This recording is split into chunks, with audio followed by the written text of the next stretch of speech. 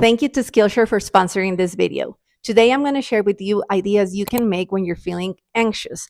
Anxiety can get the best of us sometimes. I know I had it. I couldn't sleep. I used to pull my hair out. I had it bad. But I was lucky enough that I've always have art as a part of my life, and it's definitely a tool that helps. Now, let's get something clear. I am not an art therapist, and having a creative practice is not the same thing as getting an art therapy session or getting therapy. That has to be super clear.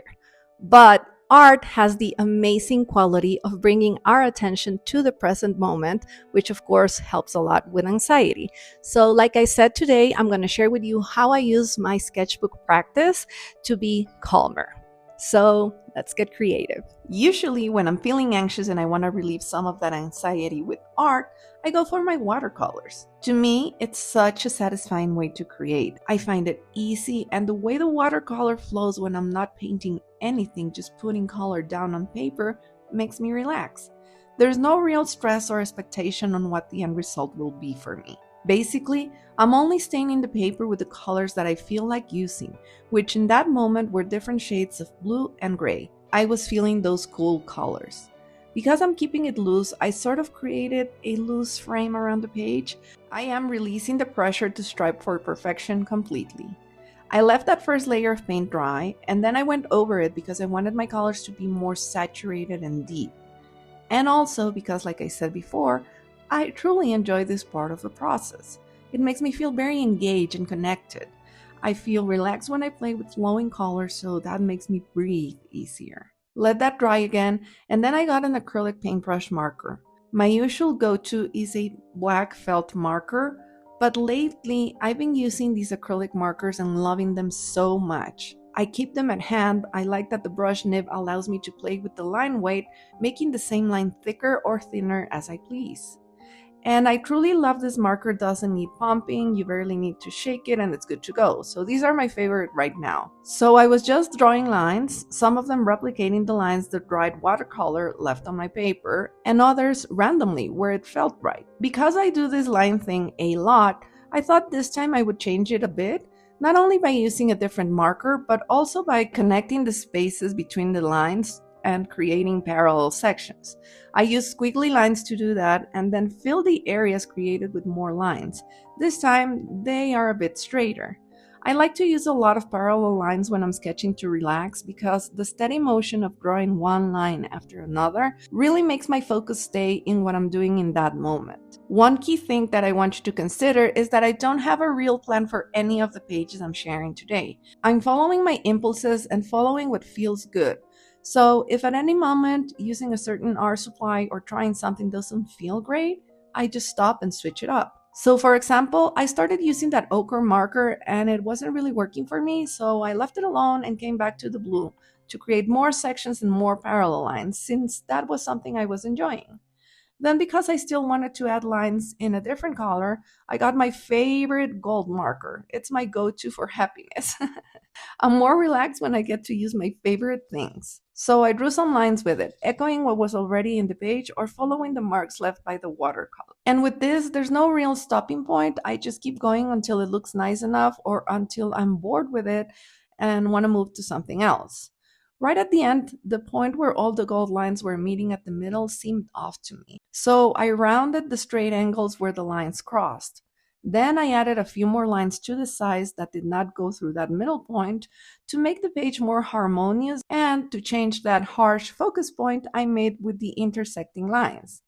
And this is what I ended up with. And what I like about this exercise is that even though I'm not making art for the end result, sometimes I end up with things that actually look beautiful, like commercial wall art. Okay, next idea, and again, I'm going to use my watercolors. I want to create circles now. And as I paint the first one, let me take a moment to talk to you about today's sponsor, Skillshare. The reason I want to talk to you about Skillshare right now, it's because Skillshare offers a great variety of art lessons, and I found some specifically focused on art for relaxation, like this class, Landscape Collage for Relaxation, just in case the watercolor thing I'm doing today is not your thing. Now, if you don't know what Skillshare it is the largest online learning community for creatives like you and me. They offer thousands of classes across many different creative categories like illustration, content creation, watercolor, painting, photography, and that's just some of them. They are constantly adding new classes, and you won't be doing the class alone since Skillshare has a learn by doing approach in which you can share the projects you create with your class and the community. So, if my video is inspiring you to create something, be sure to check their lessons and you can do it for free. Since the first 500 people to use the link in my description will receive a 1 month free trial of Skillshare. So back to the page we were creating, and after I finished my first circle, I continued to paint some more. I'm using very watered down watercolors, even more so than on the previous page, because my favorite part about this is seeing how different colors move and bleed into each other, creating new color combos the moment I make the edges of the circles touch. This is such a relaxing activity. It's mesmerizing and truly a soft and beautiful way to place your attention on something other than your thoughts as you experiment and see what is happening on the paper. The way our attention shifts from whatever we're doing or thinking to this practice is almost seamless. Again, I painted circles until I was happy with how the page looked. I did go back at the end and added some dots of color and moved things around with my brush just to see how my colors continued to mix. I left it to dry, of course, but when it was almost done, I still had a puddle in one of the circles and I was tired of waiting, so I just dabbed it with a paper towel.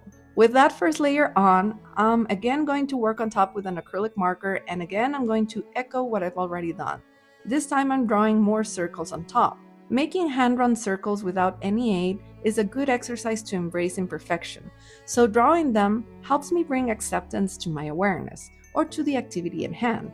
I find it's a really good exercise. I especially enjoy drawing circles on top of circles, whether this means drawing different sizes of circles or just offsetting them and painting them with different materials like I'm doing here. When I was done drawing circles with my acrylic marker, I went back to my watercolors and now I grabbed a more saturated paints gray. I'm doing more circles on top because this feels calming to me. And again, here's another page that does not take that long. It's easy to do. It can change your mood. And again, I think with this one, we have something pretty enough to use it as a mock-up on a beautiful space. For the next one, I am going to make a large doodle filling the page. You've probably seen versions of this exercise before. First, you do a fast scribble. You don't really think about it much, and then you fill in the spaces. But I like to take care of the lines first. I'm also using the brush marker for this one, which is allowing me to really enjoy varying the line width. To me, going over lines and slowly changing them feels calming and centering. All of my attention is in going over the lines and creating slight changes that move easily through changing thicknesses. I was done with embellishing the basic line of my doodle, and again with watercolors I started to fill the space. I started with blues and teals because to me those evoke serenity. I slowly created gradients by mixing in more colors. This is a tiny bit more controlled than what we previously did with the circles, but I'm still letting colors mix with each other. I wanted a little bit of contrast, so I added a complementary color and brought in this kind of orangey ochre, from which I moved down to darker yellows and oranges. On the side where the blues and yellows touched, of course now we have a little bit of green. I really love this gradient. Once the entire page was dried, I started to draw parallel lines within the spaces using different colors, inspired by the ones underneath, rotating my sketchbook to draw them at different angles. Filling spaces this way helps you redirect your focus from any intense thoughts and just concentrate on what you're doing. Then, I wasn't liking the white spaces around my main scribble, so using the black marker, I went back to add more lines to fill those spaces and help me balance the composition. Once more, the lines I added stem from the curves that were already there. I also did this in some areas of the middle of the drawing to have everything come together with the same rhythm. And after enjoying that last part, here is that third page, and I really like this one too. For my next way to reduce anxiety with art, I'm going to start by taping a border on my page. I'm using washi tape, and this one is from Sarah at So Craftastic, and I thought it was very fitting for today's video because of its soft colors and encouraging thoughts. You can see it says one day at a time and other things all over it. Now, I've always been terrible at drawing or painting a scallop texture. It always turns out uneven, but because of the repetitive motion needed to create them, I thought I would go for it. I had an idea on how to use them. So I tried to fill the page with a stacking scallop design, and to me, it looked terrible. So I decided I would not start to stress about that, and instead, I just took a big exhale and I covered the entire page with curves, segments of circles, because that's what felt best to me. Now, I felt I needed to work a little faster, still pretty intuitively using the colors that called me. So I truly have no idea how I landed in the color combo I did. I was just doing the thing. So purple, ochre, and then a bit of my favorite, Payne's Gray. Just kept adding and playing, and I got these two main shapes that left some negative space that then I filled. Added a touch of magenta and left it to dry. When it did, I painted more circles on top with a drier and more saturated Payne's Gray. I am echoing the shapes below with smaller ones. To finish and to give myself that high, I made some marks with the gold marker on top, and here's the result. It is something completely unexpected. I didn't think I was gonna do this at all, but I actually love this one. Next, I'm going to use an exercise that I'm almost positive comes from Centangle practice, but we used to do something similar at school. First, you draw a line diagonally, and then you draw a swirl to one side. With the swirl down, you copy its curve, repeating it a few times, all going back to where it stems from the line. Then on the opposite side, you create another swirl facing the other way, and again you echo that shape, connecting it to that main middle line. You repeat this again and again on both sides, making the swirl smaller as you go up, and you end up with this thing that kind of looks like a feather. That's a quick, relaxing doodle, and you could leave it at that, but I thought I would add color. I didn't really feel like coloring inside the lines, so I just covered everything with color. I started with red and moved up with a gradient to yellow. I watered down the paint even more to create a background, and then I just went over everything because I felt it was looking weird and I wasn't liking it. Let it dry, and I actually came back to it on the next day. So the day after, I was feeling differently about it, and I felt it needed more paint, brighter colors. Since it was a different day, I was definitely feeling a little bit different, and all of these are ideas that are intended to be influenced by your mood. So really, don't think about it too much. Do what feels right, and please, from all of these, choose the ideas that resonate with you and feel good to you when you make them. Because these are things that have worked for me, but we're different people. I don't know what's going to work for you. But for you to determine that, you have to try a lot of things. So I'm inviting you to try some of these and see how you feel. And if you don't like watercolors, try something else. Paint sticks, color pencils, you can even use a highlighter or a ball pen. After getting more color in it, I still wasn't feeling it, so I thought I would do something that I know feels good. Again, I started to use parallel lines, and I decided to fill in the spaces between all of the curved lines. I used the gradient in reverse with the paint marker, so I used red on orange and light orange and red. Did that make sense? Again, when I was done with drawing all of the little lines, it still felt incomplete somehow, and I wanted to push it more. So now I took the watercolors and also painted within the spaces, making them darker towards the central stem. I liked that, and it inspired me to keep going. And using the black marker, I added more shapes around the, let's call it feather, playful teardrop shapes that looked like they were exploding out from it. I also added some swirls and a lot of dots. I like dotting things. I think it's the same principle behind the repetitive lines. They keep you focused on the instant. And here it is. It's not a result I would frame, but I love how this page made me feel. Next page, and again I'm using Sarah's washi tape to create a border, and then I placed a few random dots on it. Again, I think this is something commonly used by centanglers. And yes, it is also great to softly keep your attention engaged. Choose any of the dots you made and draw an elongated S shape coming out from it. And then mirror that shape vertically. After both are done, repeat the curve of each on top about 4 times. You are just making more lines following your initial curve. Connecting dots or lines is an exercise of awareness, and for that, it works really well because it keeps your attention on the present moment. This helps with anxiety because if you're anxious, you are either worrying about the future or the past. You are not locked in the instant you're actually living. So this practice makes it easier to come back to the instant. As you've been watching, I've been doing the same thing with each of my dots. Once you've taken care of all of your dots, what you need to do is fill in any of those big spaces with more curved lines, going from any of the shapes you have near. I also chose to go around the washi tape frame on mine to give it a border. This time I was feeling different colors, so I started with yellow. I wanted this page to be bright and happy, and yellow usually conveys that to me. Little by little, I also started to add some green and then teals. With that first layer of watercolor dried, I went back in and I started to make some of the areas darker to make it look like some of the curves were on top of the others. This creates dimension and depth, and it's really lovely to do. Again, I'm focusing on what I want to be in the foreground and what should be darker to be in the back, and this allows me to focus and let go of anxious overthinking. I really enjoy slowly building up the color to help these swirls we created change and transform. And it's really fun to do this part, and I think it's really something that will improve your mood. I removed the tape when everything dried, and here it is. That is so cool. Tell me this wouldn't make a beautiful journal cover or something. Okay, moving on, border with washi tape again, and this time I'm just doing some wavy lines, dividing my paper into sections.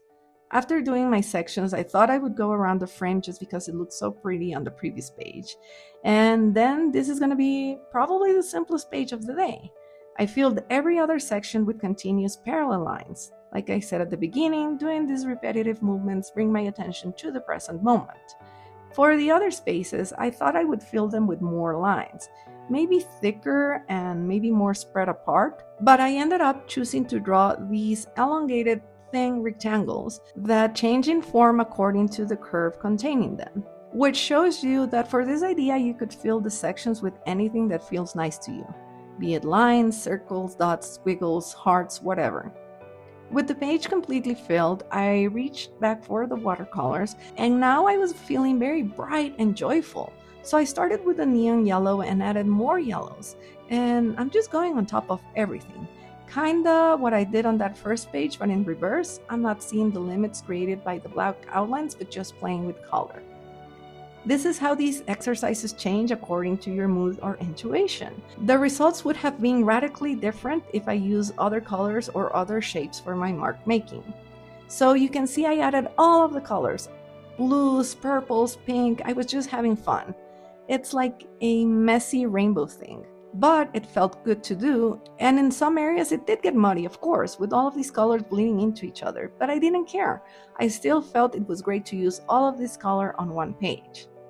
I thought I was gonna leave it there, but I felt like doing more, so I started to paint within the rectangles I created. I painted the top ones with magenta and the bottom ones with purple because those were the colors that were dominant on the background. I also painted some shadows in the other areas of the page again to try to make them look like they were behind. I enjoyed this truly. Playing with color relaxes me, and here's the tape pool and my final result. I really love it. It's just such a fun piece. Let's take a look back at all we painted today, but more importantly, let's enjoy how great art can make us feel if we release the pressure to create something perfect and just do it for joy. My dog was happy too, and she was done with being a patient art companion for the day. If you like this video, please don't forget to like it or share it with someone who could benefit from it. And maybe watch this one too. I really think you'll like it. That's it from me today. I hope you're having the most wonderful day and that I'll see you next Friday. Bye!